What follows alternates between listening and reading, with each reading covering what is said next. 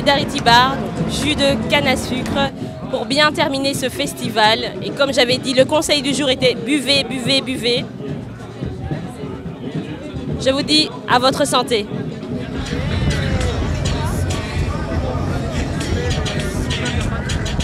Nous sommes sur le toit du Solidarity Bar. Qu'est-ce que c'est? Le Solidarity Bar, en fait, c'est un bar qui se trouve dans le village Solidarity. Et en fait, c'est en connexion avec le monde extérieur. Et ce qu'il y a, c'est qu'on a voulu montrer le travail de canne à sucre, dans d'autres pays, comment ça se produit. Quel jus proposez-vous exactement? En fait, on propose le jus de canne très frais et pressé directement à la minute, et on propose aux gens de goûter, et aussi on mélange ça avec du rhum, quoi, en fait. Du rhum avec un peu de gingembre, de citron? Oui, c'est ça, on essaie de donner un autre goût, pas uniquement du sucre, mais on donne un goût avec du gingembre et du sucre, on mélange avec, pour relever le goût du sucre, quoi. Cela rapporte-t-il un vif succès? Oui, tout à fait. Et ce qui est bien, c'est que les gens découvrent ça. Et c'est vraiment, on trouve vraiment une connexion entre les gens, parce qu'ils ne connaissaient pas vraiment le jus de canne. Pour eux, c'est du jus qu'on va acheter qui est très blanc. Et en fait, ici, le jus qu'on presse, il est vraiment brun, quoi. Comme vous voyez là, c'est aussi, on montre aussi, il y a une pompe qui descend directement, et pour que les gens puissent voir le jus qui descend directement au bar.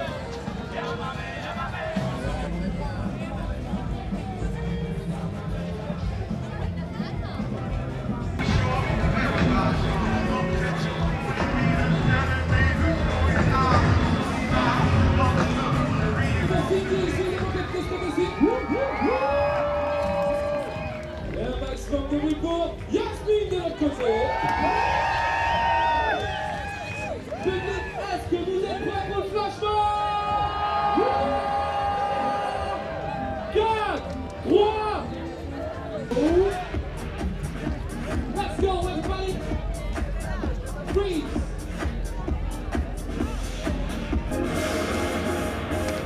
Tout le monde passe dans les mains.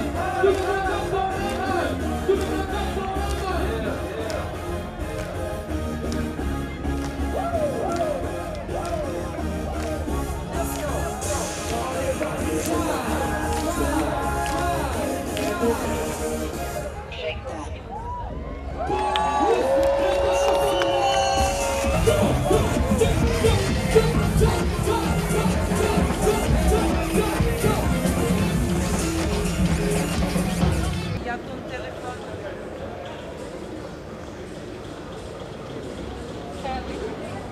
Nous sommes dans le palais de l'exposition. Je suis en compagnie de Mélanie Rutten et de Michel Liégeois. Bonsoir. Bonsoir.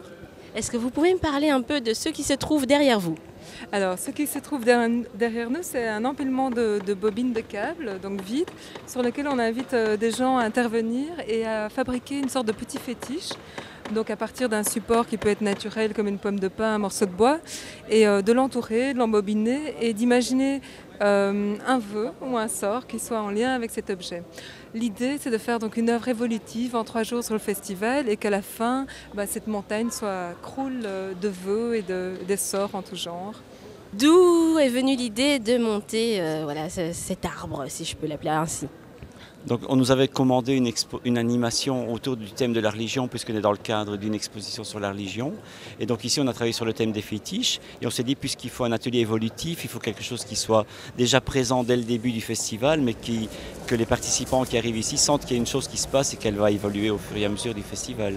Donc voilà, et puis ça fait très industriel, mais en même temps ça peut raconter, évoquer pas mal de choses, cette tour qui se remplit de mascottes, de fétiches. Par rapport aux fournitures que vous aviez commandées, est-ce qu'on arrive presque à la fin? Je pense, oui, les seaux sont presque vides, et là avec Mélanie on s'était dit au moins 1000 fétiches, et je pense qu'on ne doit pas être très loin des 1000 fétiches, non. Donc bilan plus que positif, c'est une réussite. Oui, pour une première fois, pour nous c'est vraiment une réussite, et puis vu l'engouement des gens et la participation des personnes qui viennent ici et qui prennent du temps, c'est très très chouette, on est très contents, oui, oui. En espérant que tous ces vœux se réalisent.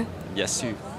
Oui, c'est une super chouette idée. Ça devrait se faire à toutes les fêtes pour exercer la créativité des gens. Peut-être qu'ils seraient aussi plus créatifs dans leur vie quotidienne après. Voilà. Excusez-moi, puis-je vous poser une petite question? Ah, ok. Ah, ok, ça va. Super, vous pouvez montrer.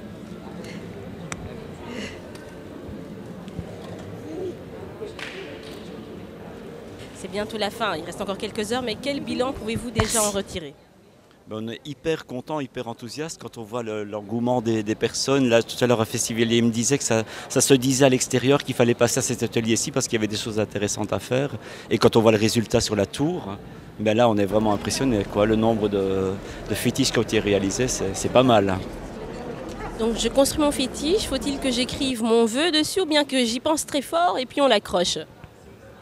Les deux, c'est tout à fait ça. Donc voilà, je le bricole et en le bricolant, je pense déjà peut-être à mon vœu. Et puis je l'écris et je l'accroche. Essayez. Ik hoop dat ik een mooie leven heb. Et est-ce que vous vous êtes dit, on va atteindre un certain nombre, c'est ça notre objectif? Oui, on a quand même dû lister un peu le matériel et donc on avait planché sur 1000. On s'est dit on va faire 1000 petites interventions, mais il y en aura sans doute beaucoup plus que ça. Et ça a l'air d'avoir, en tout cas de remporter un vif succès. Oui, quand vous voyez, quand on voit les participants, oui, tout à fait. On reviendra vous voir dimanche pour voir où ça en est et qui sait, bon, peut-être que mon vœu se réalisera. alors,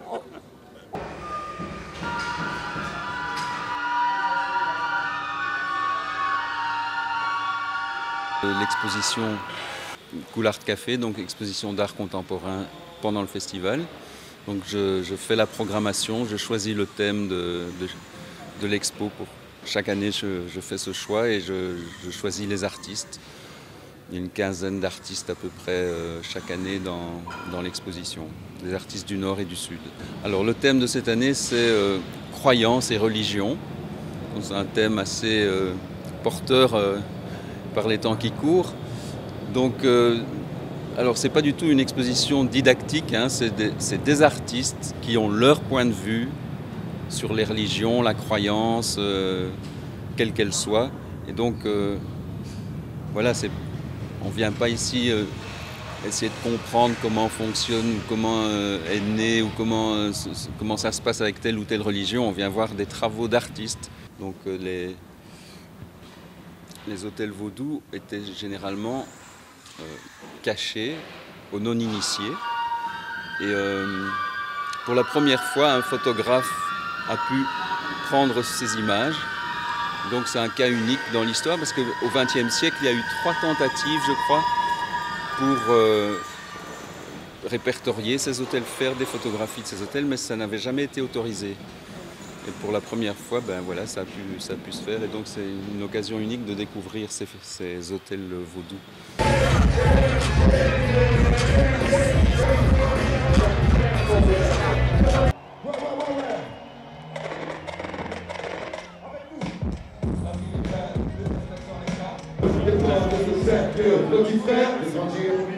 Ainsi s'achève la 22e édition de Couleur Café. J'espère que vous avez pris plaisir à nous suivre tout au long de ce week-end. Je vous dis à l'année prochaine et que vous serez des nôtres pour la 23e édition l'année prochaine en 2012.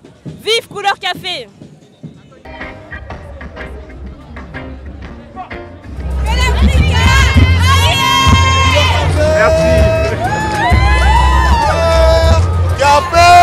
J'aime ta couleur café. À l'année prochaine, couleur café.